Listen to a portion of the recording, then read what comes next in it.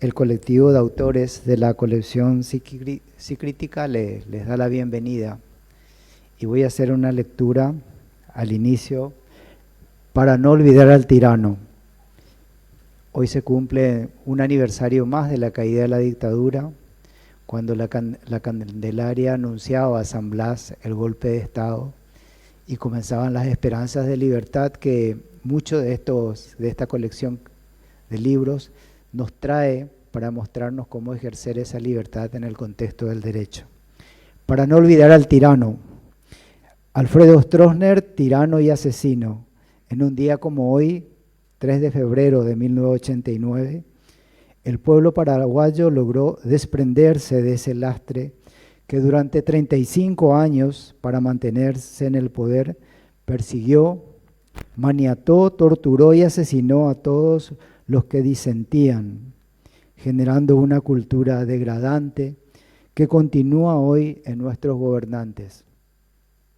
Psiquiatría Crítica expresa en el día del lanzamiento de su colección Psicrítica que no puede haber salud mental en una comunidad que vive en una situación de corrupción en todos los poderes del Estado. No puede haber salud mental comunitaria si no hay libertad. Y por eso plantea la urgente necesidad del inicio de un proceso de desmanicomialización, porque la libertad es terapéutica. Franco Basaglia.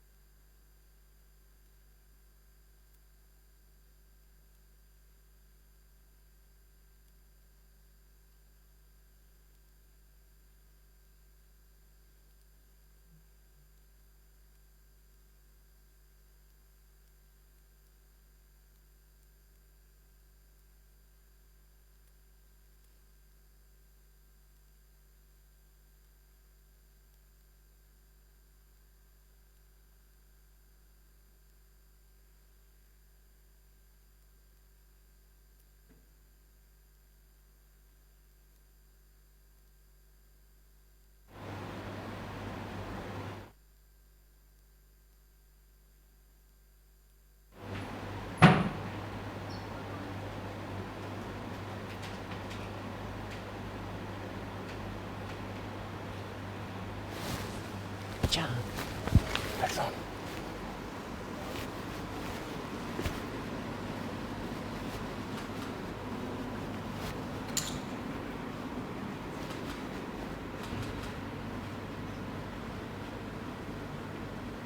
Me guardan.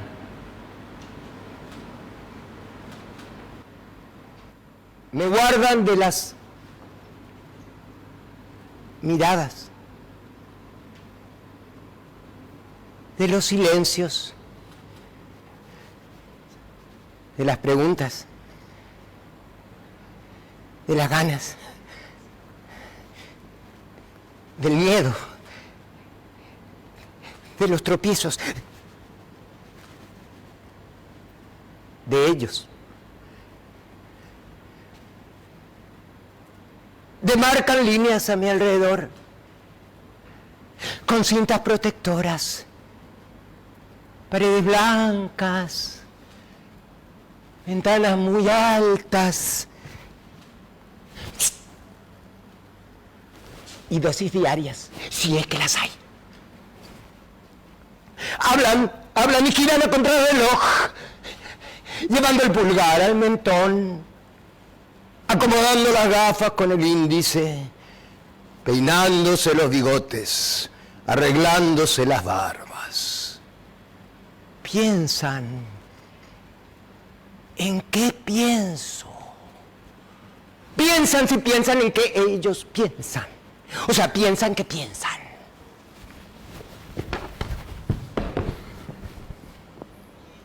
Diván, silla, escritorio. De un lado él, ella o ellos. Del otro lado, yo.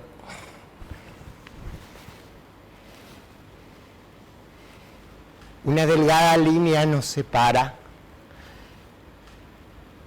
Una frontera casi imperceptible.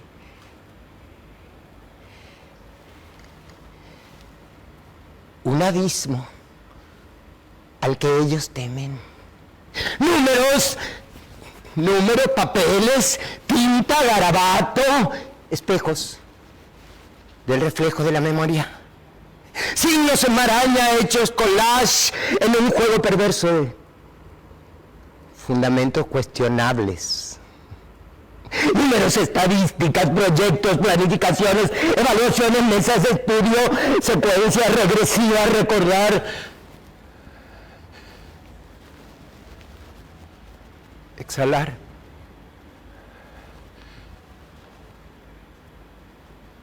Llorar.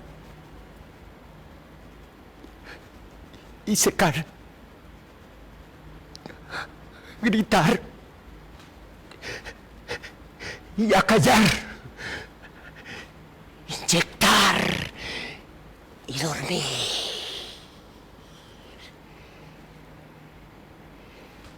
Cuando ya no se puede más, aislar, atar, encerrar, oscuridad. ¿Quién no puede más?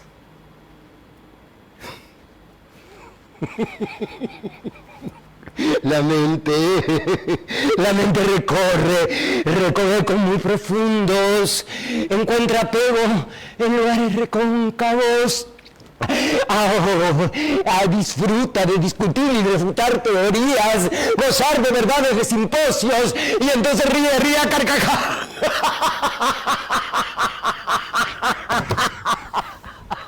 Cuando dicen que ya no hay nada más que hacer. Y me guardan. Como antes. Como siempre. Levantando la alfombra. Bajo la cama. En el baño. En la piecita del fondo. Me ataron a un árbol y me dejaron de correr desnudo por las calles. Me afeitaron la cabeza, me dieron ropas usadas y la cama del perro. Me miraron con lástima y colgaron de mi cuello un rosario con la imagen del Papa.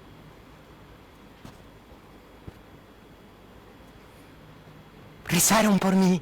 Por mi número, porque olvidaron mi nombre. Y se sacaron fotos lavándome los pies. Y en el momento exacto en que me regalaban una chancleta en pleno invierno. No.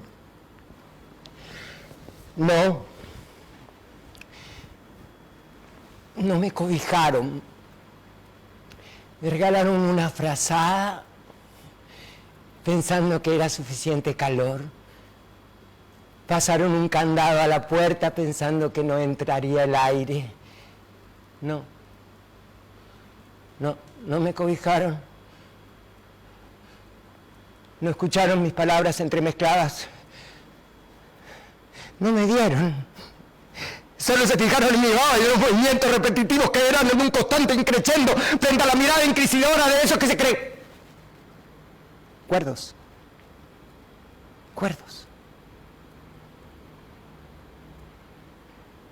No me cobijaron. Y entonces una cuerda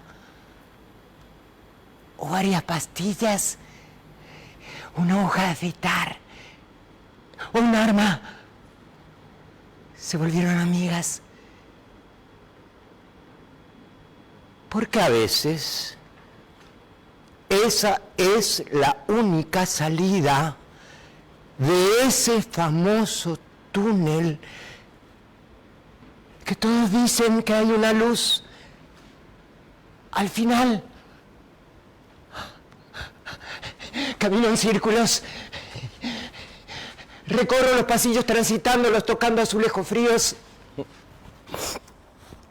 Poso mis pies desnudos en la arena, tirando mi chancleta a los cables pelados, enredándolos en una convulsión performática de movimientos espásmicos. Convulsión performática de movimientos espásmicos. Este es un título para un nuevo estudio. Porque esos somos sujetos de estudio, de análisis, de investigación, de mercadeo, enigmas de la ciencia. Somos un número en un Excel, un párrafo en un blog, un título en un libro.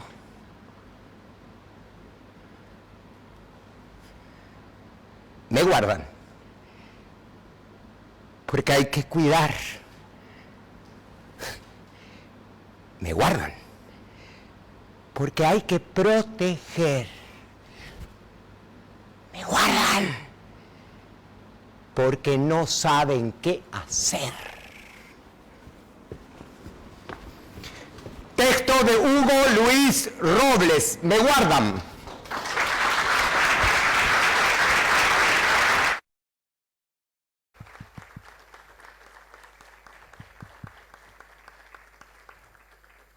Muchas gracias, Silvio. Muchísimas gracias por esta presentación que nos va colocando como parte del símbolo de los argumentos que hoy nos van a presentar en este grupo. Y ahora vamos a escuchar al compañero Ramón Corbalán, que nos va a presentar la colección. Ramón.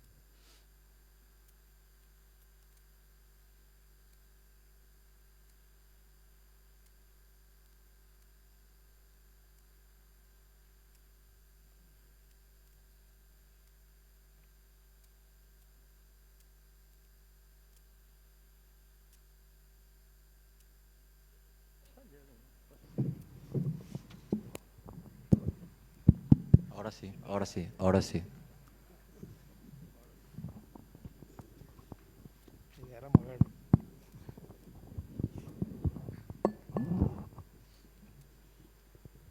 Buenas. Seguro que cada uno de los autores también va a agradecer, así que yo les agradezco a ustedes por la presencia en nombre de aquí del equipo, por estar. Yo quiero compartir con ustedes dos puntos, brevemente, digamos, porque poner en palabras toda la experiencia rica, variada, a veces tensa, de elaboración de estos 3 volúmenes, es todo un libro otra vez, ¿no? Sería todo un libro, ¿verdad? Y aparte, después de verle a Silvio, yo creo que el trabajo de Silvio con el texto de Hugo Robles es como el 4.º volumen de la serie, digamos, ¿no? Quiero decir dos cosas. Uno, en relación al grupo, y lo otro, en relación a la colección, digamos, ¿no? Yo agradezco a Carlos, a Charles, a Agustín, por la invitación a meterme en el proceso de elaboración de los volúmenes. Parte del de asistir, digamos, a la cocina de los autores, que eran las reuniones semanales los sábados de la tarde, ¿no?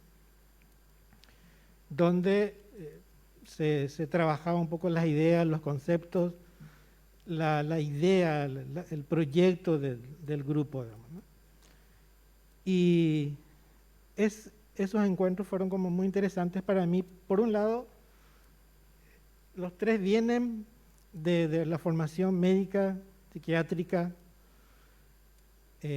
hegemónica, como están en los textos, pero yo los considero como herederos interesantes, digamos, de esa tradición, en el sentido que le daba al heredero el filósofo Merleau-Ponty. Él decía que el heredero tiene la tarea de hacer hablar lo impensado de lo que hereda. Yo creo que allí se metieron Charles, Agustín y Carlos, digamos, ¿no? A buscar aquello impensado en esa formación de base que tenían y empezar a buscar situaciones, elementos que intensifiquen eso que no está hablado. Entonces, cada uno de distintas experiencias, de distintas referencias teóricas, empieza a poner en cuestión, empieza a poner en tensión ciertas palabras que son claves en sus prácticas, ciertos dispositivos de formación, ciertos lugares, ciertos espacios, digamos, por donde se espera que transiten los médicos psiquiatras, ciertos modos de hacer.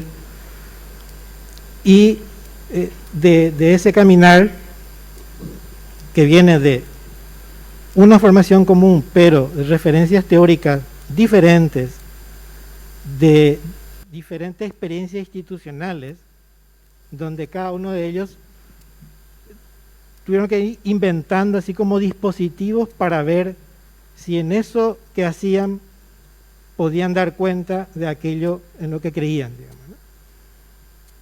Fruto de ese recorrido son los 3 volúmenes que ustedes tienen allá y que hoy estamos presentando, digamos, ¿no? En ese proceso, lo que yo vi también es algo muy interesante. Los 3 vienen de compartir experiencias institucionales, luchas. Entonces, se ha forjado una amistad que, como decía Guattari, esa amistad interesante que hace que exista la distancia adecuada para crear juntos. O sea, ni tan lejos, ni tan distante uno del otro, a tal punto que no puedan registrar lo que el otro dice, lo que el otro interpela, lo que el otro trae, porque en el proceso todos leyeron los manuscritos de todos, digamos, ¿no? Y hubieron devoluciones. Ni tan cerca también para perderse en la identificación, así como muy, muy fusional con el otro, digamos, ¿no? Eso permitía que se pueda crear, que puedan mantener sus diferencias. En algunos momentos son diferencias muy fuertes, muy intensas, digamos, pero como que lo común era que estaban de acuerdo en proteger ese tercer espacio entre ellos, que es el espacio de creación, digamos, ¿no? Creo que ese es un proceso interesante, digamos, que en cualquier dispositivo, no solo de creación, sino de hacer cosas juntos, habría que poner en juego, digamos, ese tipo de distancia que permite crear y arriesgarse a hacer cosas juntos, digamos, ¿no? Entonces, de ese lugar viene el proceso, digamos, de escritura, ¿no? Que tiene su momento así íntimo, pero que volvían después a ese encuentro de los sábados, ¿no? El otro tema es un poco los 3 libros, digamos, ¿no? Y yo creo que ahí cada lector, cada lectora entrará por donde mejor le guste, mejor como decía Deleuze, uno busca con qué puede conectar lo que lee, digamos, ¿no? O sea, no hay reglas ahí. La idea es que uno respete tanto al autor que le dé el tiempo necesario a que sean interpelados por sus textos, digamos, ¿no? O sea, como poner un poco entre paréntesis las objeciones y empezar a caminar en los párrafos y a tratar de escuchar. Hay ciertas palabras que se repiten en los tres. Entonces, hay cosas que se están tratando de decir, y entonces eso es lo importante de captar, digamos, ¿no? Yo creo que la idea de pliegue es muy interesante porque visualmente uno ve 3 libros, pero son como esos juegos de plegar y replegar, y entonces hay ideas que van a encontrar trabajadas en un texto, tensionadas en el otro, y quizás por eso mismo, ya cuando los 3 libros estaban en proceso de edición, decidimos hacer en el grupo 2 sesiones, fueron 2 sábados, de conversar, tratando de que en esa conversación incorporáramos temas, preguntas que cada autor no lo pudo trabajar o le parece importante conectar otra vez, y esas sesiones desgrabadas fueron incorporadas en el libro de Carlos, digamos. Cronológicamente fue el último libro en entrar en edición, ¿no? Y en esas sesiones van a ver que hay Carlos, que trabaja mucho la idea de comunidad terapéutica. En la segunda sesión se pregunta la validez de ese modelo, digamos. O sea, sigue la atención, sigue la pregunta, el cuestionamiento. Agustín, al final, ese texto final del libro, se pregunta, que no le encuentra finalmente al A del título en su libro.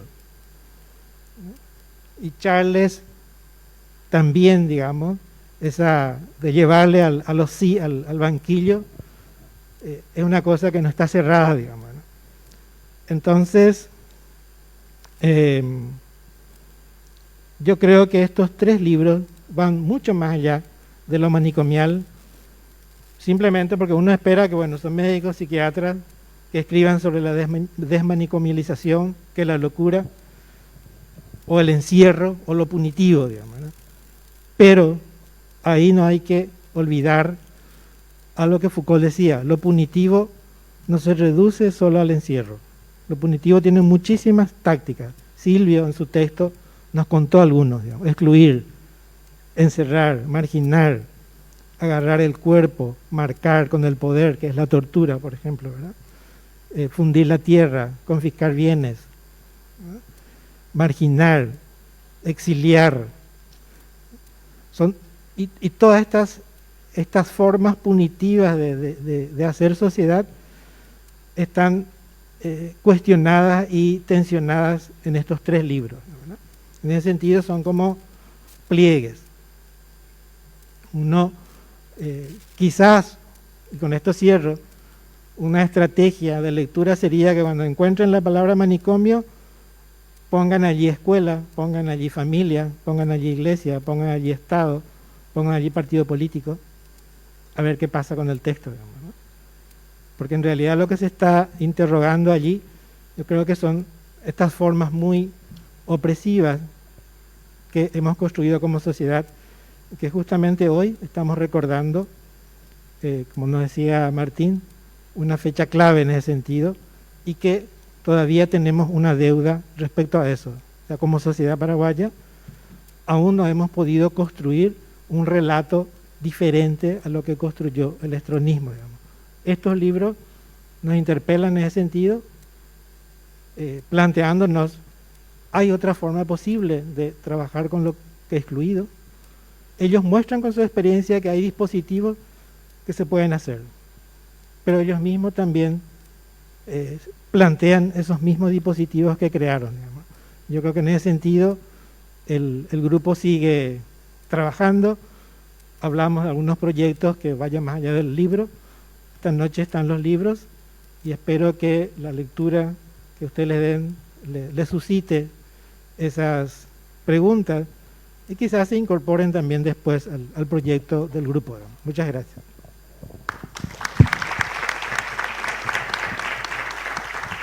Muchas gracias, Ramón. Seguidamente voy a interpretar una canción que me pidió Agustín como un homenaje a uno de los centros de aprendizaje más importantes de él, que es el que van a escuchar.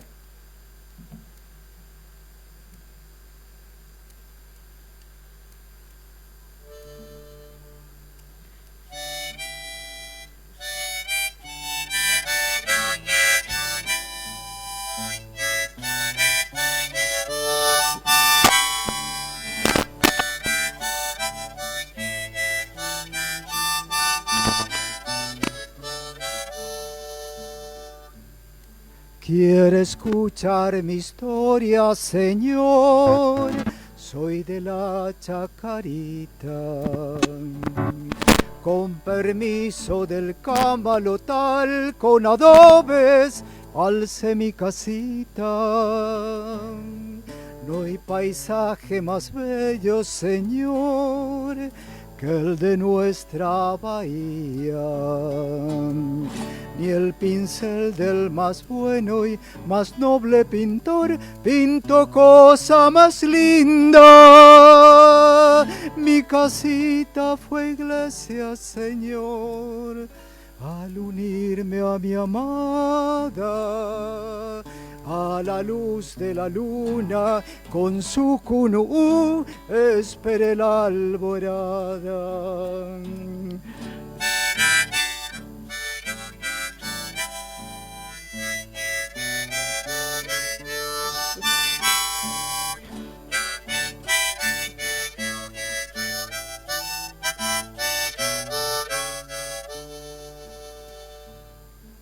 En el charco más grande, Señor, hay música de ranas.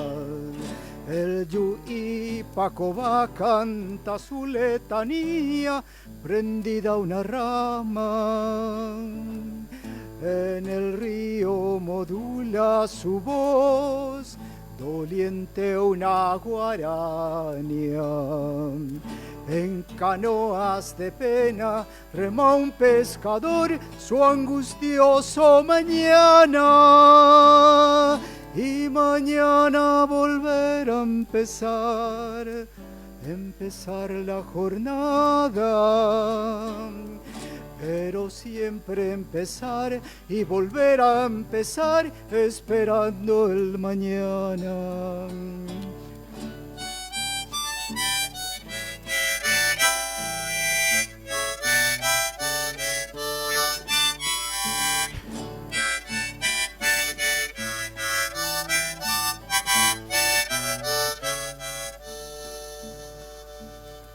Pero toda esa estampa borró la lluvia del verano.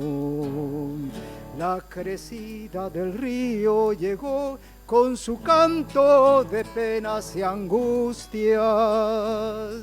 Mi casita su puerta perdió, la invadieron las aguas. En canoas de penas subí y emigré hacia la altura. Pero un día a mi hogar volveré, erguiré sus paredes. Aliados al trabajo, al sol y a la fe, crisol de mi esperanza. Pero un día a mi hogar volveré, erguiré sus paredes. Aliados al trabajo, al sol y a la fe, crisol de mi esperanza.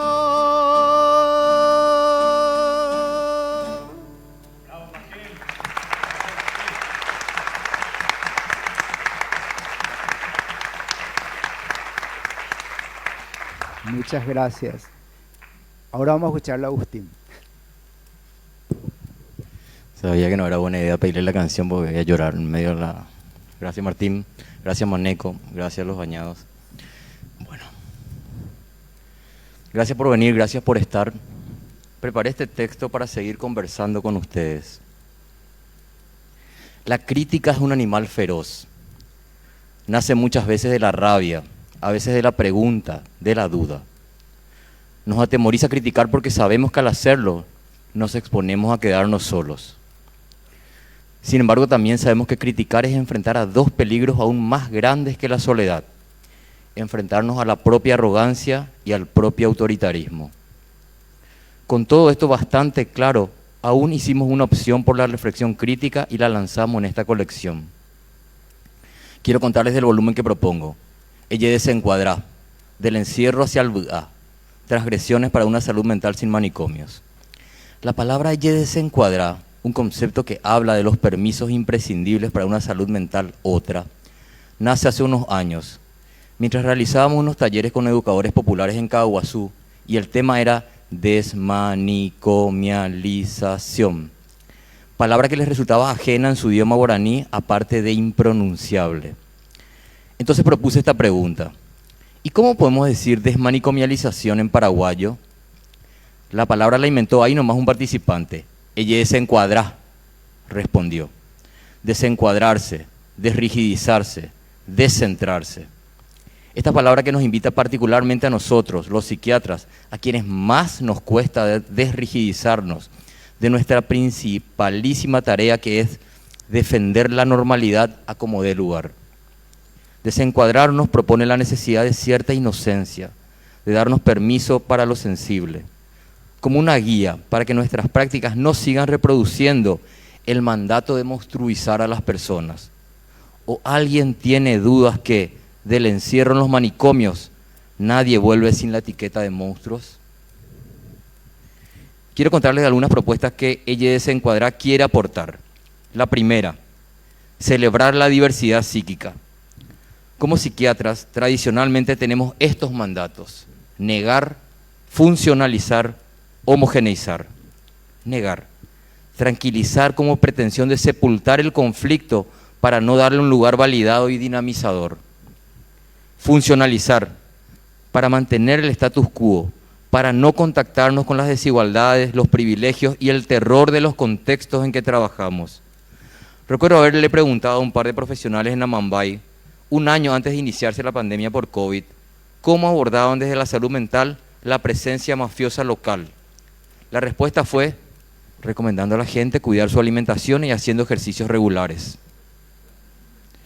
Nada más lejos de los contextos que nos atraviesan y constituyen. Homogeneizar, todos de una única forma. Me gusta citar esta frase adjudicada al antipsiquiatra estadounidense Thomas Szasz. Para la psiquiatría, la normalidad es una hilera de repollos, quietos, iguales, callados. Hoy tenemos un desafío con la diversidad psíquica que cada vez es mayor, con todas sus autodenominaciones, con los sobrevivientes de la psiquiatría, los oidores de voces, los del orgullo loco, con los expertos por experiencia, con los críticos del cuerdismo.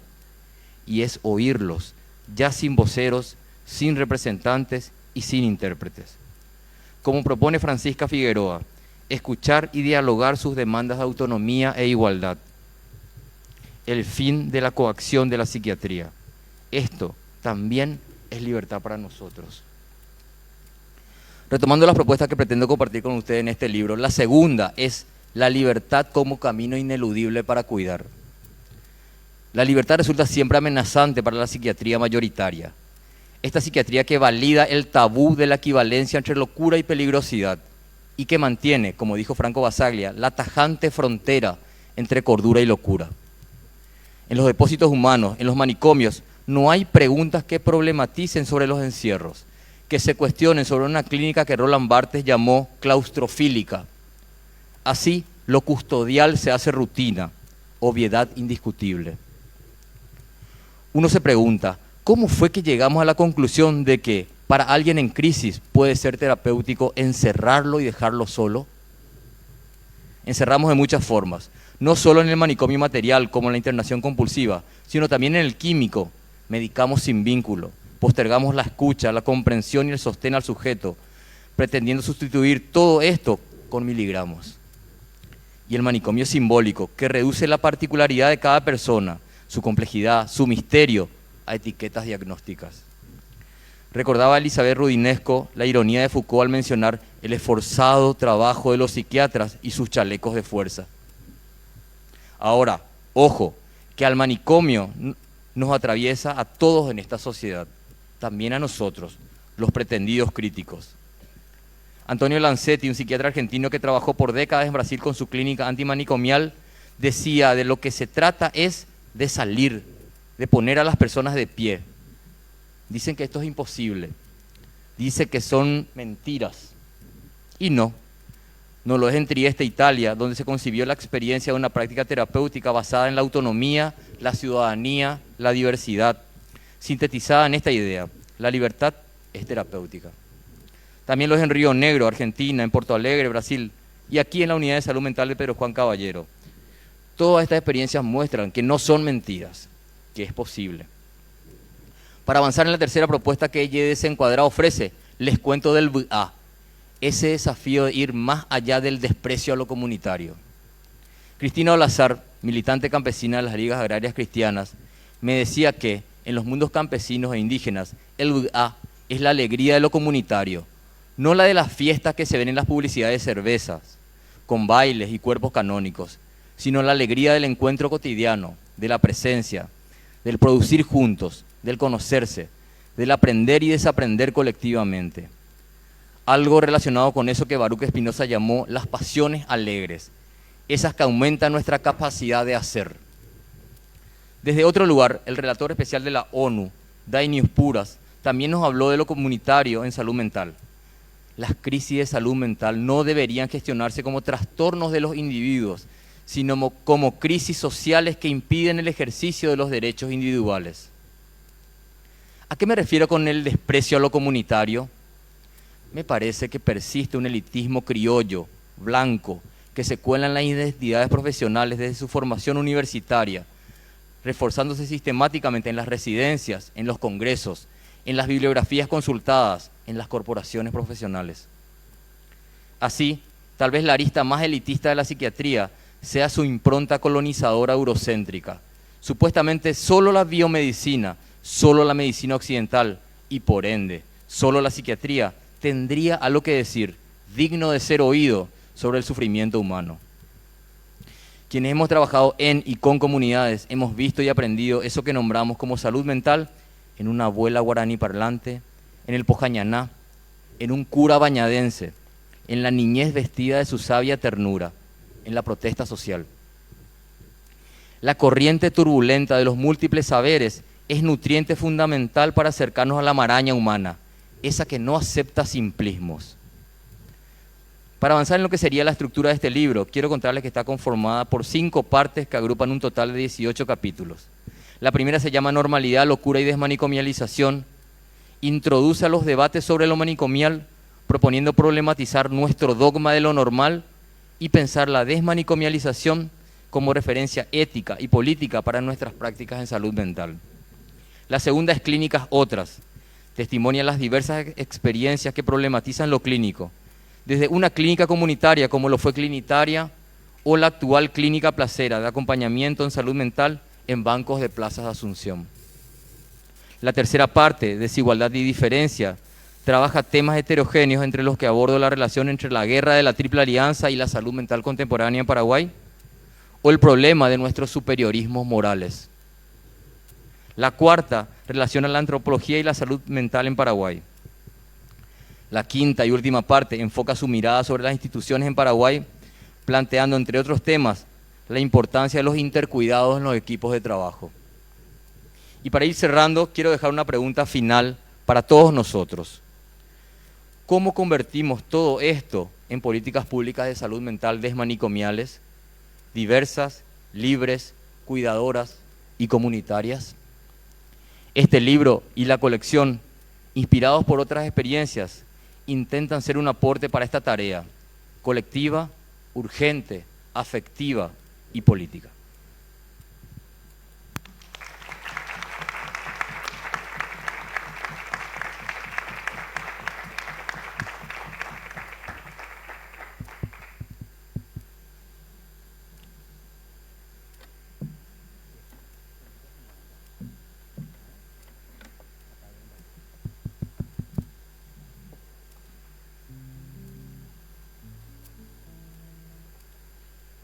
Voy a hacer una canción cortita para que el tiempo nos dé y podamos escuchar lo que nos trae Charles.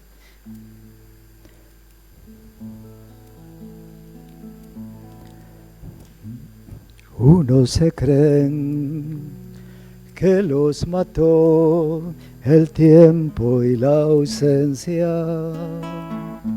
pero su tren vendió boletos de ida y vuelta. Son aquellas pequeñas cosas que nos dejó un tiempo de rosas en un rincón, en un papel o en un cajón.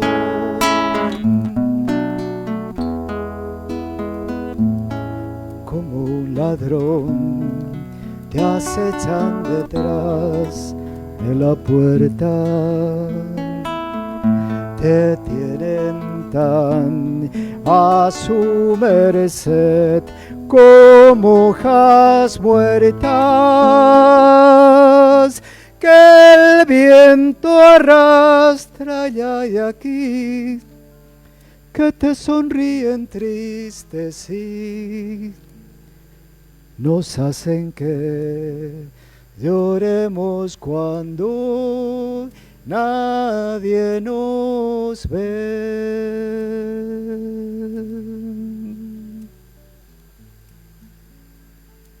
Charles, tu voz.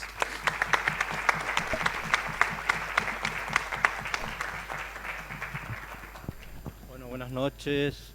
Gracias por estar aquí en este momento importante para nosotros.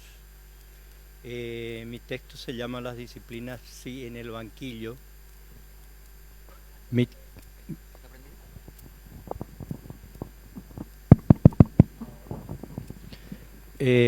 Buenas noches, decía, gracias por estar aquí. Mi texto se llama Las disciplinas sí en el banquillo. Es el segundo texto de la colección. ¿Quiénes somos y de dónde partimos? Somos tres, sí, diferentes, o nos creemos diferentes a los demás, y decidimos escribir una colección juntos, pero no mezclados. Estaba clara allí la defensa de la individualidad. Vivimos una experiencia que nos mantuvo muy cerca, la disputa por la ley de la salud mental, y su antecedente, la creación de dos secciones en la Sociedad Paraguaya de Psiquiatría, la de desmanicomialización y la de psiquiatría crítica. Nos reconocimos porque vivíamos intensamente la disputa en el campo de los modelos de entender la práctica y las teorías que sustentan a las disciplinas, sí, no solo el de la psiquiatría, sino también en alguna medida el de la psicología y el psicoanálisis. Nos caracteriza las profundas crisis de vida y de relación con la identidad, sí, y un pensamiento, un accionar que genera cierta dosis de transgresión, de perturbación o de conmoción. También nos caracteriza una búsqueda de sostener un pensamiento reflexivo, crítico, abarcativo, abierto a otras disciplinas. En nuestra rama del conocimiento existe una gran dificultad para asociarnos y de mantener espacios organizativos con fines de crecimiento profesional, porque profesamos una disciplina híbrida con sustentos biológicos y culturales en una sociedad dinámica, cambiante, que transforma todo, incluso nuestra identidad, nuestras raíces y los bienes que producimos, sean estos industriales o artesanales. Nuestras organizaciones han quedado detenidas en el tiempo porque los hombres que las gestionan son rígidos, acomodaticios, porque no defienden los fines de la organización, sino construyen sustento para su permanencia o su beneficio. Formar parte de ellos se hace una rutina aburrida y mecánica. Se ha perdido la lucha por la utopía y nos vamos transformando en máquinas para hacer un trabajo específico y desinteresarnos de lo colectivo, mientras las máquinas van adquiriendo a pasos apresurados características humanas.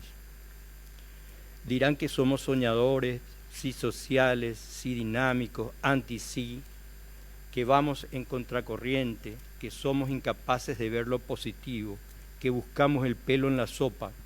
Los que sostienen esta posición son los que nunca reflexionan sobre su práctica ni insertan su práctica en los modos de pensar y producir de la sociedad que les toca vivir.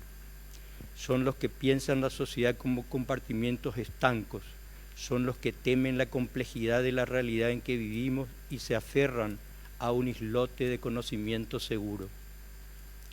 Las disciplinas sí en el banquillo es un ensayo experiencial histórico de mi tránsito por las instituciones, familias, escuelas, hospitales, universidad, asociaciones profesionales, por las que circulan las personas normales, sufrientes o enfermas y los profesionales que los deberían de guiar o cuidar. Las normas disciplinarias no escritas benefician al custodiador y no al custodiado. Las organizaciones permiten ver una realidad y ocultan otras. Al institucionalizar el conocimiento, este se vuelve un dogma casi religioso y el profesional está más centrado en la forma del ejercicio que en el contenido.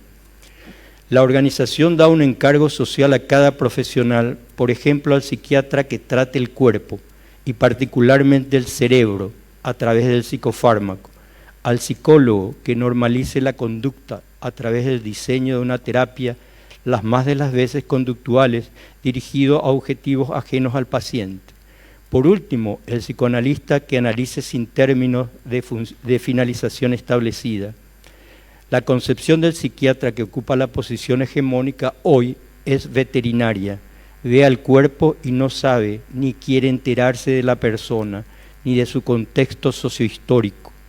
El psicólogo, por su parte, se olvidó de la psique, su origen. No quiere saber ni de la racionalidad ni de la irracionalidad, solo de la conducta y su modificación. Por último, el analista, que sí concibe al hombre como producto de la relación natura-cultura, nace fuera de los círculos del saber universitario y del poder, y su relación con él es ambigua.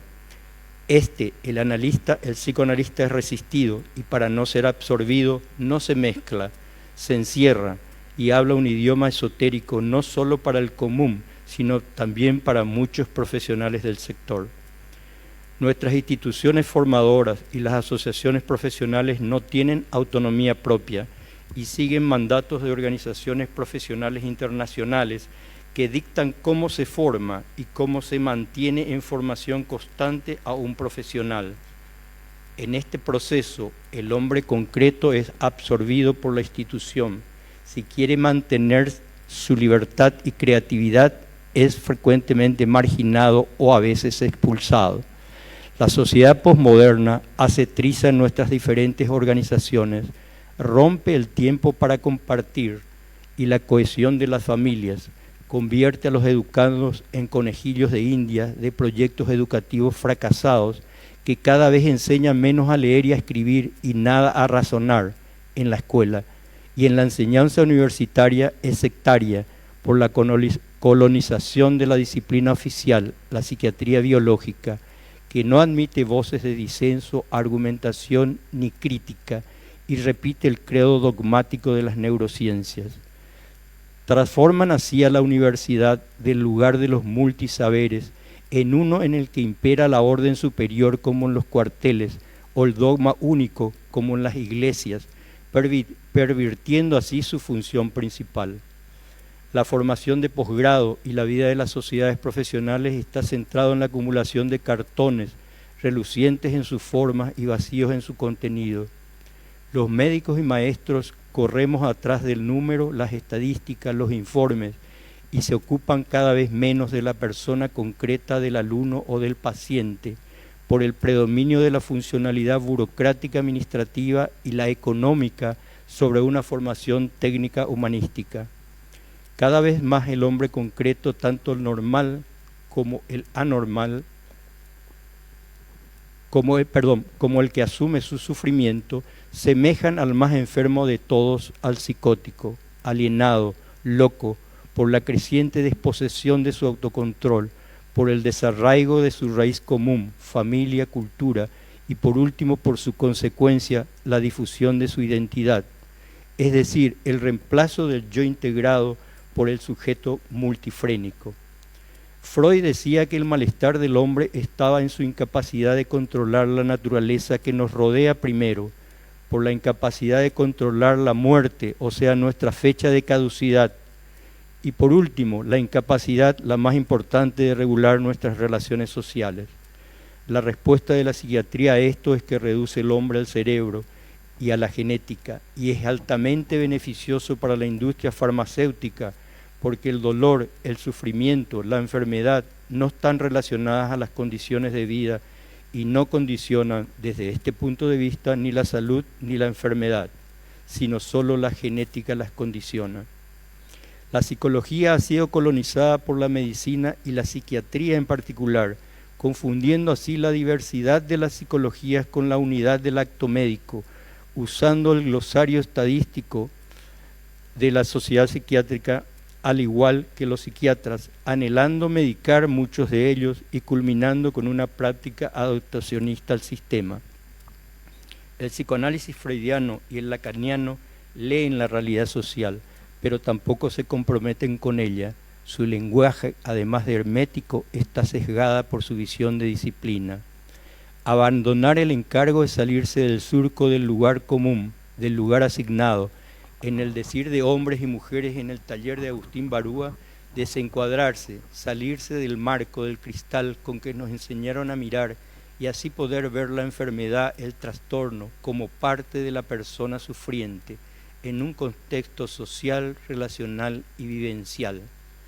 El contexto lo determina al hombre en su condición con la misma fuerza que la biología. Abandonar el encargo es liberarse de las ataduras ideológicas que nos llevan a pensar el hecho humano únicamente a partir de compartimientos estancos, sectarios de nuestras propias disciplinas.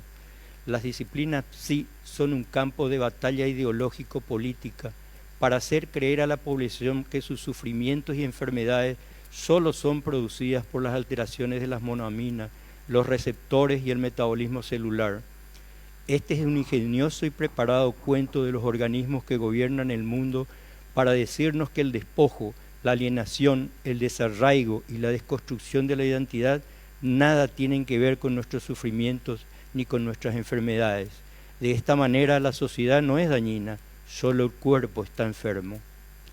La última apelación es abregar por la sensibilidad y la racionalidad ética de nuestra conducta para gestar acciones que salgan de lo individual y se dirijan al común. Esta apelación es porque en cada una de nuestras conciencias se librará esta lucha ante el desamparo de nuestras instituciones y la escasez de nuestros ideales y creencias. Gracias.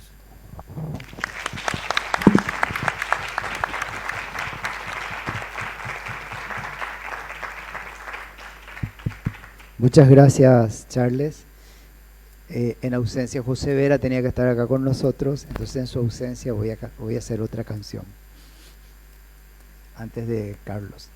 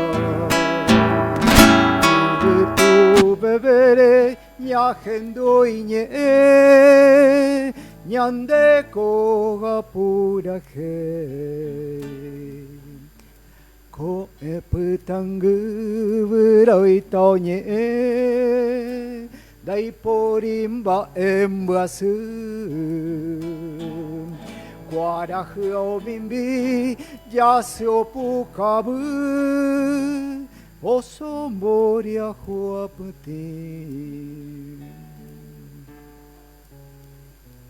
Ñañemitu tajeñoy ubu aritoru toyope guarajuabatitu Toma Saiman de Yupanambi yemitu aporuñan de querabotu tomuajete taguaraitu topu a Paraguay.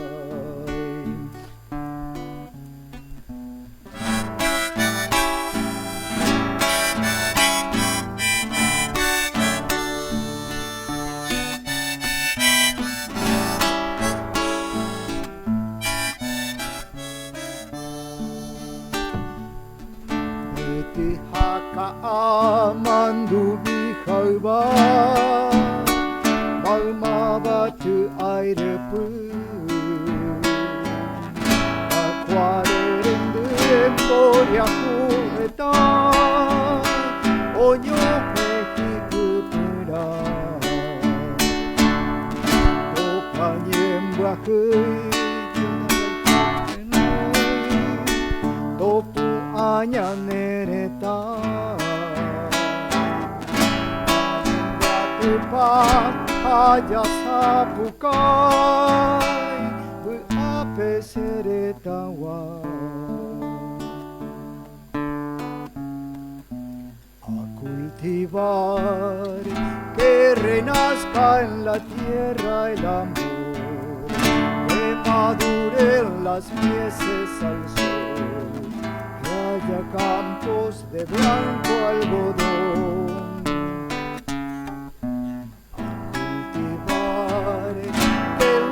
sueños florezcan igual, que haya el día de la redención, elevar la nación.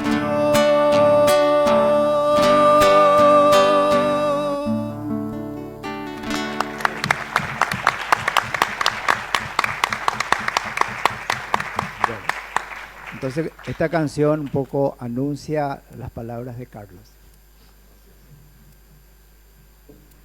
Buenas noches a todos. Buenas noches a todos. Bienvenidos a esta reunión, a este encuentro que para nosotros es muy importante y muy emocional también. Luego de escribir mi libro Del manicomio a la comunidad terapéutica, me surgieron muchas inquietudes y sobre todo después de discutir muy acaloradamente el proyecto de ley sobre la salud mental presentado por las senadoras Kuczynski y Samaniego y dialogando con los colegas que me precedieron, decidimos escribir nuestros conceptos sobre la salud mental. Y así nació la colección Psicrítica.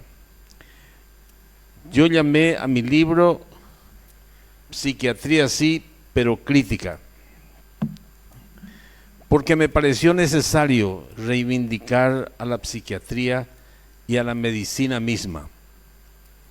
Ya el doctor Philippe Pinel, a pocos años de la Revolución Francesa, allá por 1750 y algo, y como director de la Clínica Salpêtrière de París, consideró que los pacientes que estaban engrillados debían ser liberados, porque consideró una arbitrariedad ese procedimiento.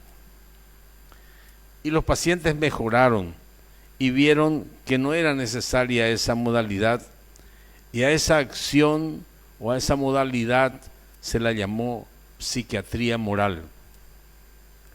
Pero sin herramientas terapéuticas continuaban y se siguió empleando acciones totalmente empíricas, inclusive perversas, como la lobotomía, por ejemplo, la malarioterapia, el electroshock. Y en los albores del siglo XX, Sigmund Freud introduce una modalidad nueva, no solo con un criterio de un trato humano, sino con un criterio de investigar lo que le pasa a esa persona que sufre. Con esta actitud en la psiquiatría se inicia un proceso que reivindica los valores de la persona humana, la posibilidad de restablecer o rehabilitar sin dañar, como reza la medicina.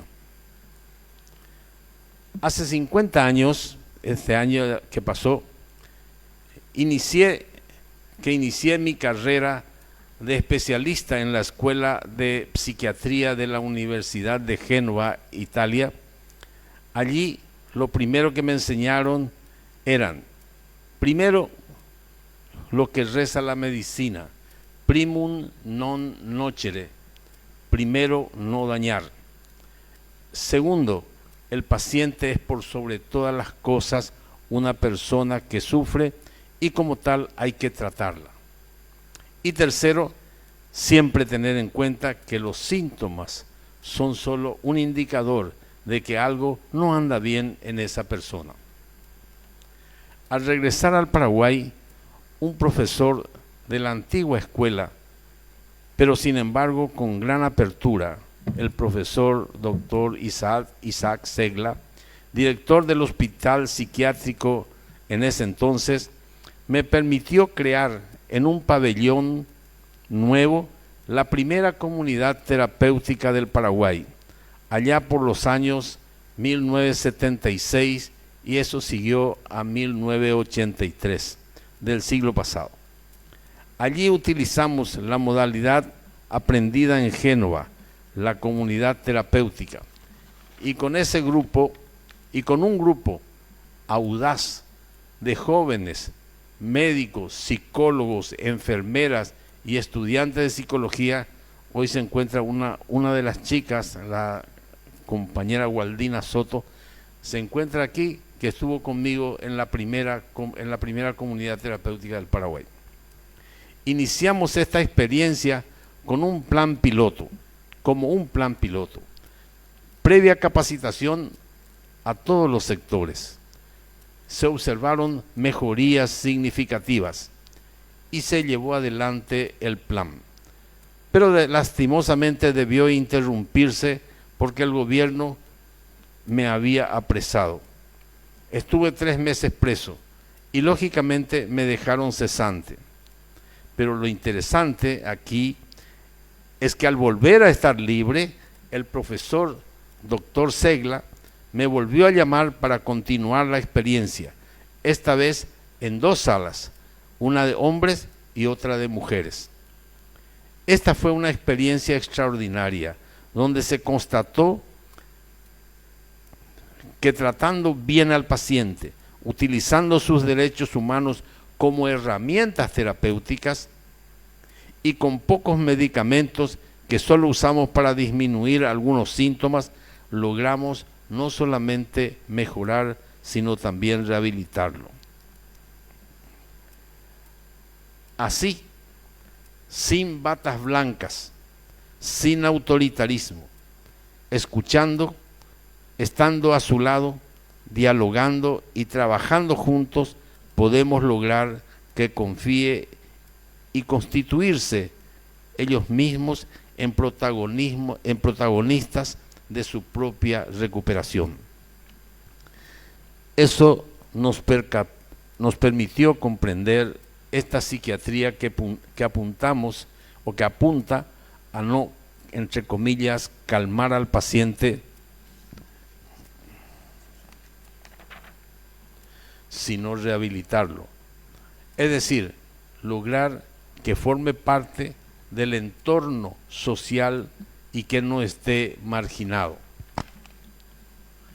Por estas razones, nosotros creemos en una psiquiatría destinada a ayudar, a asistir a la persona que sufre, tratando de contenerla, de comprender qué le está sucediendo, pero más allá de un diagnóstico frío y de clasificadores, y me refiero a los DSM y los ICIE, lograr un diagnóstico de vida que a partir de los síntomas nos permitan adentrarnos en su vida y conocer sus dificultades, sus deficiencias, sus malestares, conocer o acercarnos a la causa de su sufrimiento y poder ayudarle escuchándolo, orientándolo y si fuera necesario indicarle medicamentos para calmar su angustia o poder dormir. Expresamos también en este libro nuestro malestar con esa psiquiatría que avala los manicomios u hospitales psiquiátricos de custodia, como los conocimos, donde el descuido, entre comillas, negligente del personal hace que los sujetos internados pierdan su calidad de persona, que ya no tienen esperanzas o ilusiones, que ya no esperan nada de la vida, viven como un presente continuo, solo viven como zombies. Esa no es psiquiatría, señores. Esa es una modalidad perversa que ofende a la medicina misma. Esa no es la medicina hipocrática que nos han enseñado que lo primero es no dañar. Este libro, conjuntamente con los ya presentados por los doctores Agustín Barúa y Charles Rodas, desarrollan los criterios de la psiquiatría crítica que creemos. Psiquiatría sí, pero crítica. Muchas gracias.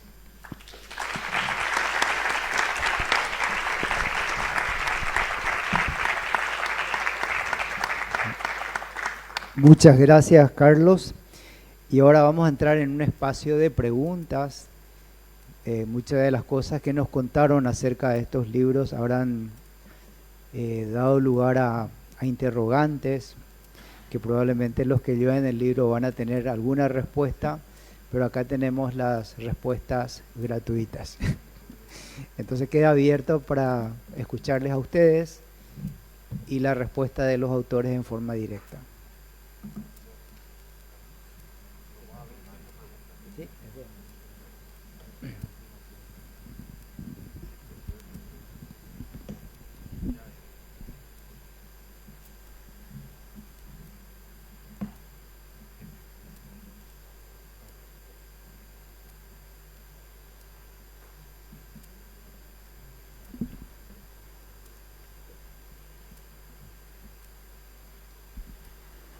Buenas noches, muchísimas felicidades por el gran aporte que están haciendo a la ciencia, ¿verdad? A la modernización realmente de la ciencia y sobre todo al paradigma de los derechos humanos. Esta pandemia nos enseñó que el gran ausente en la historia fue justamente la salud mental. El gran autor Goffman hablaba justamente de las instituciones totales. Y hacía básicamente en su momento, ¿verdad?, a principios del siglo pasado, la misma crítica que están haciendo ahora. Y yo realmente vengo del derecho penal, tengo poco contacto, ¿verdad?, con la realidad del manicomio, pero sí comprendo perfectamente lo que es el encierro. Y veo sociedades mucho más adelantadas, como la holandesa, como la noruega, como la finlandesa, que evitaron bajo políticas públicas preventivas que existan cárceles. Holanda hoy día prácticamente está sin cárceles, se evita de esta manera, ¿verdad?, la única solución que da el Estado para el delito y que se replica esto también en el manicomio, ¿verdad?, que es el encierro. ¿Cómo podemos lograr llegar al estado, ¿verdad?, de estos países desarrollados hoy día y evitar de esta manera el encierro tan inhumano y que tantas vidas han costado? Esa es la pregunta en concreto. Muchas felicidades. Y les espero a los tres el viernes, ya habló la propaganda, en Radio La Unión, ¿verdad?, R800. Espero que estén, ¿verdad?, para compartir este nuevo aporte y solamente felicitarles. Yo te puedo decir algunas palabras, Juanco. Lo que pasa es que el tema de la manicomialización no es solo privativo de la psiquiatría, es privativo de la sociedad. El primer diagnóstico psiquiátrico no lo hace el psiquiatra, lo hace la familia o la comunidad, lo hace el vecindario. El psiquiatra generalmente rubrica cuando existen las situaciones, digamos, para hacer un diagnóstico psiquiátrico. El problema, por eso que el problema de la manicomialización, el más grande, es el de la sociedad. Ahí también está el derecho, porque el derecho es el que nos permite a nosotros funcionar como los que juzgamos el razonamiento, la cordura o la locura, porque el derecho nos otorga esa potestad, ¿verdad? Y entonces ahí entra el tercer elemento, que es el espacio de custodia, ¿verdad? Que Carlos puede hablar muy bien del espacio de custodia, pero yo me voy a referir un poquito más también al elemento que hace posible eso y que es el tipo de formación que reciben los psiquiatras en las escuelas formadoras. Y acá no me estoy refiriendo solo al Paraguay, ¿verdad? Este es un proceso general. Los psiquiatras reciben una formación dentro de la medicina. La clínica te enseña a mirar, a tocar y a escuchar. En la psiquiatría no hay el tacto, hay la mirada y hay la escucha en general. Entonces las escuelas de formación en psiquiatría privilegian mucho la mirada. El diagnóstico es, y anteriormente en la psiquiatría fenomenológica uno buscaba mucho saber las vivencias del paciente y entonces se comunicaba con el paciente porque quería saber cómo él interpretaba su mundo. Pero hoy en día los diagnósticos se hacen por inventario de ítems, se van tildando ítems. Entonces, la comunicación con el paciente no es humana, es extractiva. O sea, se busca inventariar determinados síntomas y de la vida del paciente no hay nada. Entonces, yo suelo decir que el glosario, el DSM, es realmente el instrumento fuerte que da la formación para que la psiquiatría siga siendo a sí misma. El otro es la parte de farmacología. En la Facultad de Medicina nosotros no estudiamos farmacología en el primer año. En cambio, en la residencia de psiquiatría se estudia neurofisiología y psicofarmacología en el primer año de la residencia. Entonces, eso le imprime una forma de responder en que la medicación es el elemento esencial.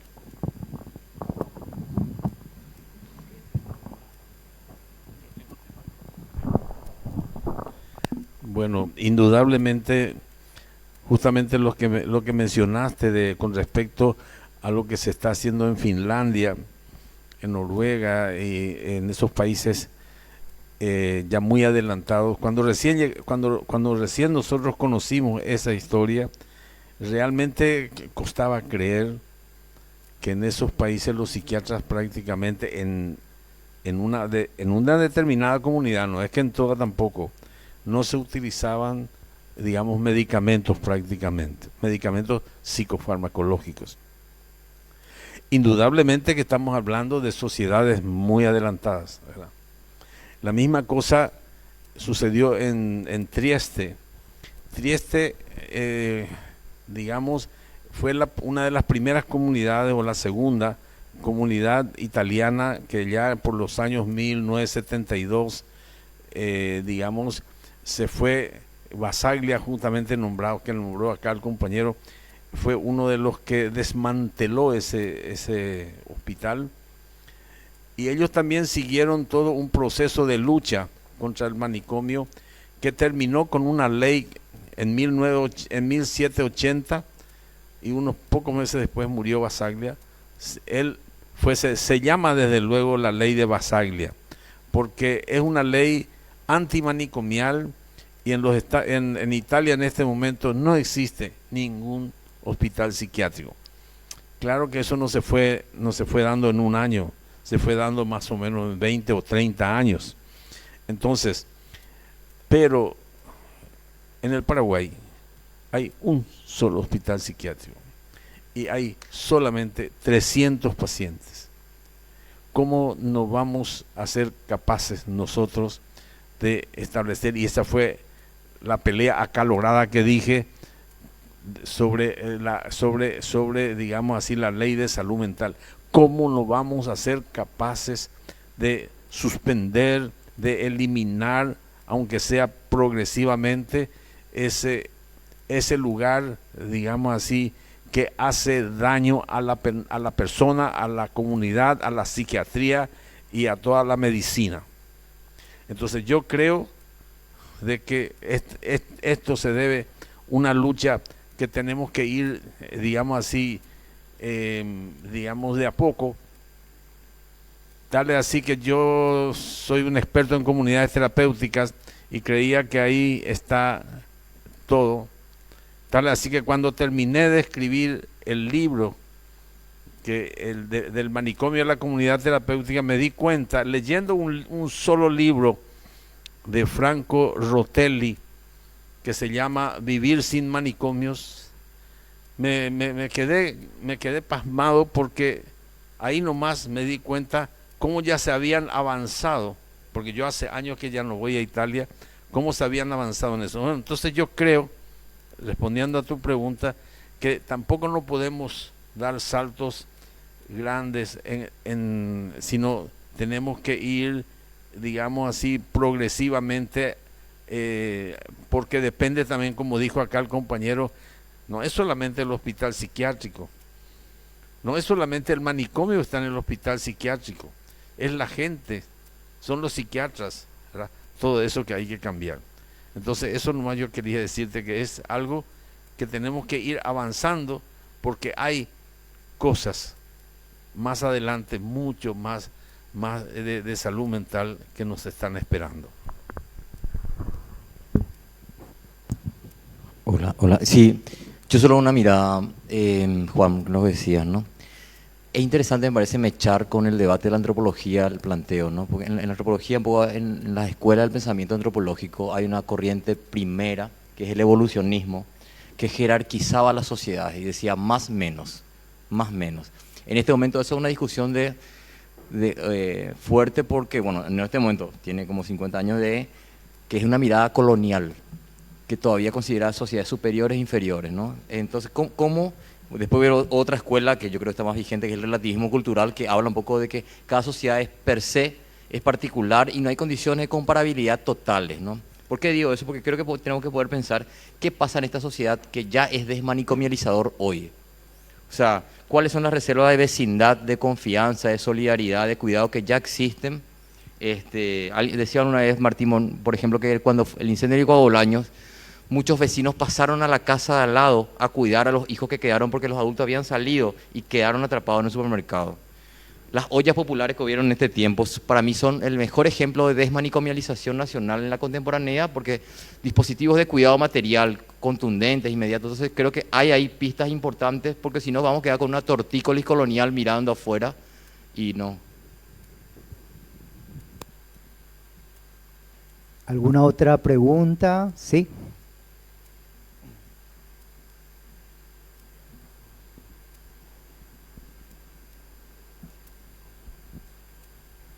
Gracias. Mi nombre es Rogelio Benítez. Soy abogado de profesión, igual que el colega Acon, ¿verdad? Y venía a hacer más que una pregunta, una afirmación también, de que hay muchos ejemplos de manicomización que no necesariamente son el manicomio, ¿verdad? El que me antecedió en la pregunta decía que las cárceles y el sistema punitivo también son una, ¿verdad? Pero miremos un poco el contexto de cómo es nuestra sociedad. Estamos hablando de la sociedad paraguaya, ¿verdad?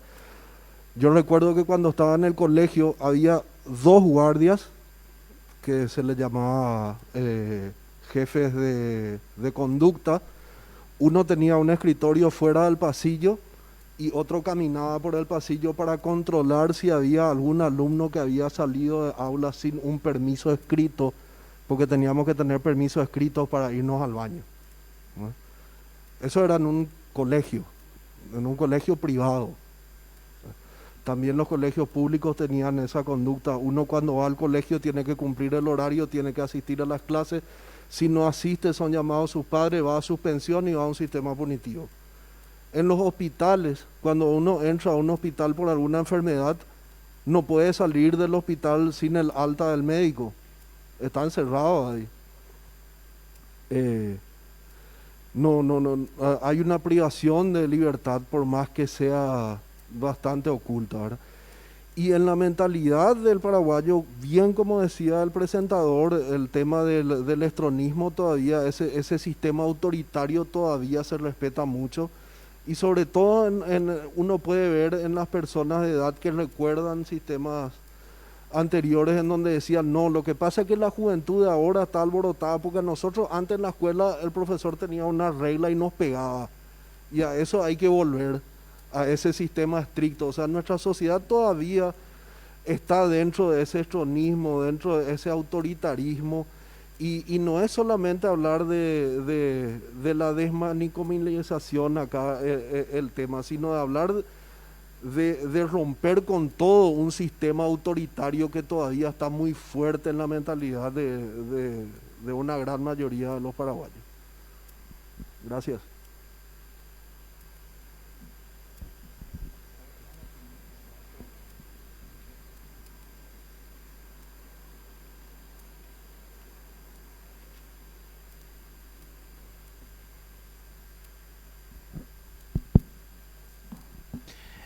Muy buenas tardes, noches ya, creo. Me llamo Ariel Delgado y es una alegría compartir esta jornada con los expositores, a quienes estuve escuchando, y celebro realmente la posibilidad de oír voces divergentes de un poco lo impuesto bajo un sistema actualmente de concebir lo psíquico desde el anclaje biológico, desde ese monismo discursivo, que somos un cerebro y un sistema nervioso al cual habría que tratarlo químicamente como única posibilidad.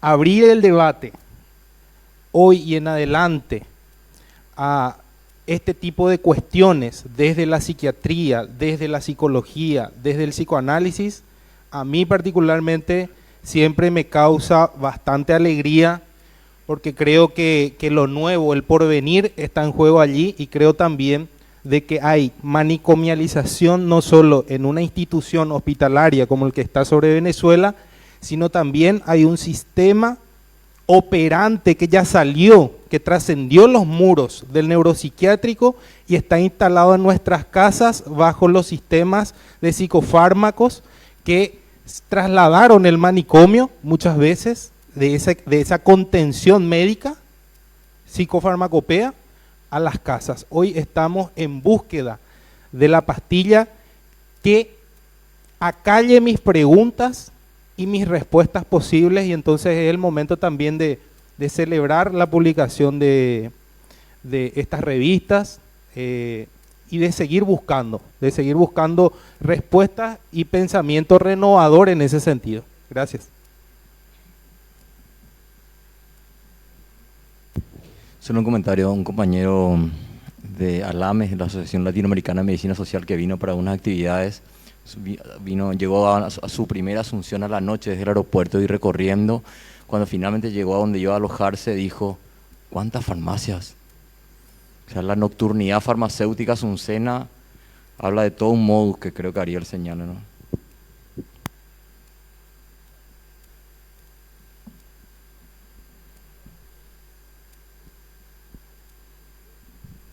Hola. Hola.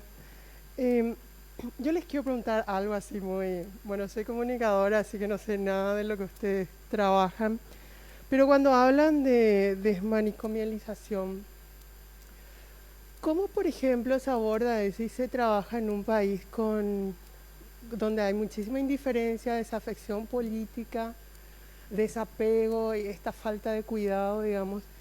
Entonces, y sobre todo con ausencia de Estado, parecería que recae sobre el individuo, ¿verdad? Y si tomamos en cuenta el nivel de pobreza que hay, pienso yo, por ejemplo, en una persona que tiene que trabajar o vive sola y se tiene que hacer cargo de un familiar, hasta tiene responsabilidades penales, digamos. Entonces, a mí se me pierde ahí, o sea, escucho así como la desmanicomialización y me parece interesante, ¿verdad? Pero siempre parecería que después cuando uno tiene sí un familiar, sí, de esas personas ustedes habrán visto en las noticias, incluso, o sea, que viven en condiciones así muy, muy lamentables. Entonces ahí se me pierde un poco este rollo que ustedes lo plantean así como muy bonito, ¿verdad? Pero en la práctica pienso, y en nuestro país, donde todos miramos para otro lado y donde realmente somos muy indiferentes hacia el dolor humano. Yo no te entendí mucho, Laura. La idea es, a veces se necesita la hospitalización.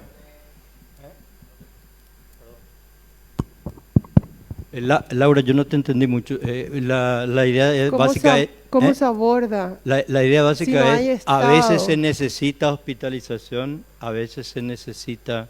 Hay situaciones delicadas, graves. No he pensado en eso. Lo que pienso es en la desmanicomialización. Le pregunto, o sea, ¿cómo trabajas eso? ¿Cómo abordas sin que recaiga la responsabilidad en el familiar o individual? ¿Cómo se hace el abordaje? Creo que Agustín me podría empezar a dar luz también ahí sobre eso, ¿verdad? O sea, ¿cómo proponer el cuidado?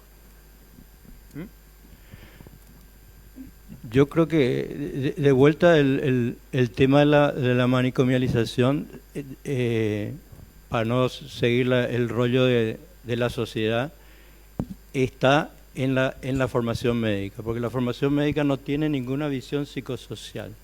La primera manicomialización es reconocer a un paciente identificado como el único enfermo y no el contexto en el que se genera el suceso del enfermar. Y la mayoría de los colegas psiquiatras no tienen formación como para abordar, les asusta ver a más de un individuo, si tiene que ver una pareja o tiene que ver un grupo familiar.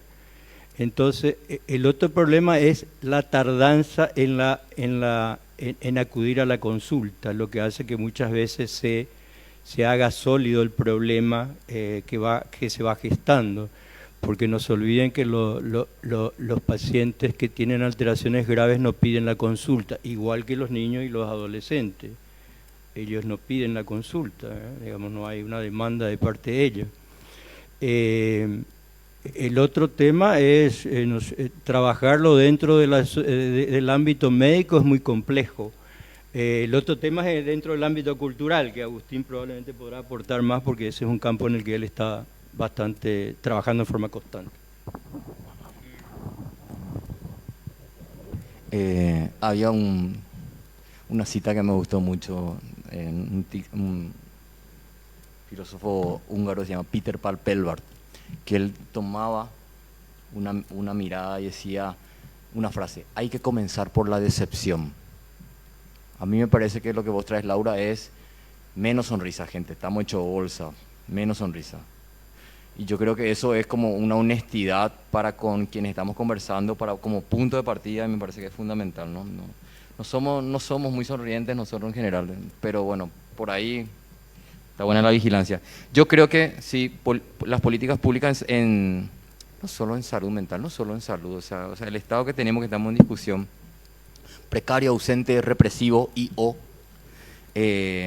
nos pone todo el tiempo cuando nosotros tenemos esta experiencia. No sé si Charles compartirán esto, ¿no? Intervenimos en esta situación o viene un amigo y nos dice: che, mi hermano está mal y vos y tu plancito de que no hay que encerrarle, pero llévala a tu casa. No sé si ya les pasó. Vos que querés desmanicomializar, llévale vos a tu casa a mi hermano que está loco. Entonces nosotros le decimos... Nosotros venimos en la misma discusión por décadas, o sea, es una larga militancia de instalar dos cuestiones por lo menos. Uno es, esto no puede ser así, no se puede trabajar de esta manera, que eso parece una obviedad, no es una obviedad para nuestro campo. Esto que estamos diciendo nosotros, que parecían así frases hechas, Goffman, que habla hace 60 años, habló de esto, no está instalado el tema. Y eso no es poca cosa, es decir, queremos instalar el tema, ¿no? somos creo que 150 psiquiatras en Paraguay y este debate es marginalísimo en la enorme mayoría. O sea, y lo otro es, se puede hacer distinto. Porque como decía yo, por lo menos en mi presentación, somos mentirosos nosotros. Inventamos estas cosas. Lo único que hay es el barrote o la ladrilloterapia. Entonces creo que abrir el debate sobre derechos, diferencia, vínculos, afectos, como sociedad, no nosotros, sino como en general, digo, es fundamental. O sea, alguien dirá, es una quijotada, y un poco sí, pero sin utopía no se ve algo distinto a la inmediatez que tenemos, que es aplastante. Yo creo que son este combo de afirmaciones parciales que hago, nomás creo que puede servir para eso. Y me parece fundamental, Laura, que decís, no seamos facilistas, no seamos hipersonrientes sobre algo que tiene que partir de la decepción y de la tragedia cotidiana, ¿no?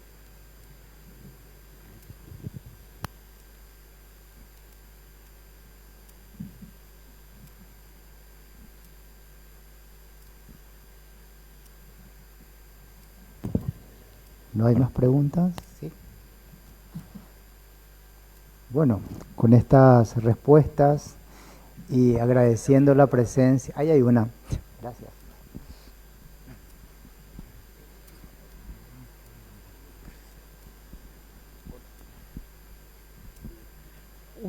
Una última. No pensaba hablar porque soy tímida. Quería sobre todo agradecer la interpelación. Más que hacer preguntas, quiero agradecer esta tarea que desarrollaron los compañeros de interpelarnos a todos, porque no es solo a los psiquiatras ni al manicomio, sino la manicomialidad que reside dentro de nosotros. Y quiero contarles una breve anécdota. Yo trabajaba con comunidades campesinas en el tema de salud comunitaria en la región de San Pedro, y un día, varias veces me tocó ir a una comunidad hacia Unión. Esa Huamojón se llama, es un lugar que a lo mejor nadie ni remotamente se imagina que existe en Paraguay. Y cada vez que íbamos a la comunidad aparecía el loco de la comunidad. Se llama, no sé si todavía vive Serafín. Serafín era un loco que iba y estaba con nosotros y era cuidado por todos en la comunidad.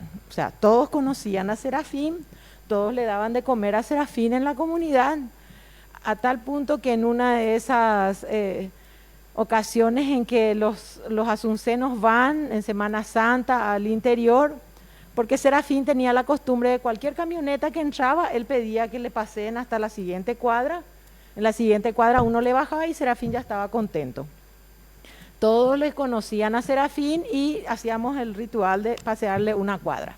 Pero en una de esas, alguien que fue a Asunción le sacó a Serafín a pasear y lo sacó más de su comunidad y Serafín desapareció. Su mamá lloró muchísimos años, creo que 3 años, en un noticiario que vio alguien de la comunidad cuando mostraron situación del neuropsiquiátrico en Asunción, le vio a Serafín entre los pacientes que estaban en el neuropsiquiátrico. Eso fue como, no se imaginan ustedes lo que se generó en la comunidad cuando vinieron, le rescataron a Serafín del neuropsiquiátrico y fue una fiesta, la recuperación de Serafín, y lo volvieron a incorporar en la comunidad y su mamá renació.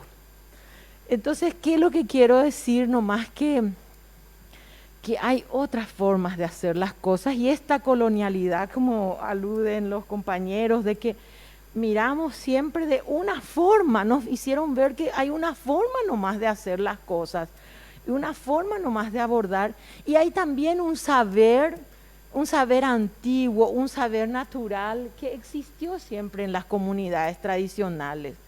En nuestras comunidades siempre hubo los locos, los borrachos, un poco era parte de la comunidad y con lo que había que lidiar. Y en este modo de entender y de que tiene que funcionar la sociedad actualmente, no entran los locos, ni los borrachos, ni los adictos, todos los que son diferentes, todos somos anormales. Y les vemos como anormales. Entonces, yo agradezco esta interpelación que nos hacen, de pensar diferente, de ponernos a preguntar de qué otra manera podemos hacer las cosas. Eso nomás quería contarles. Gracias. Mi nombre es Victoria.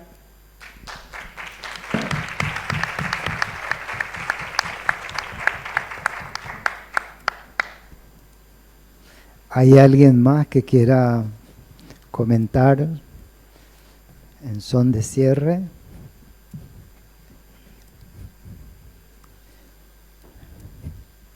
Bueno, un último anuncio antes de la despedida.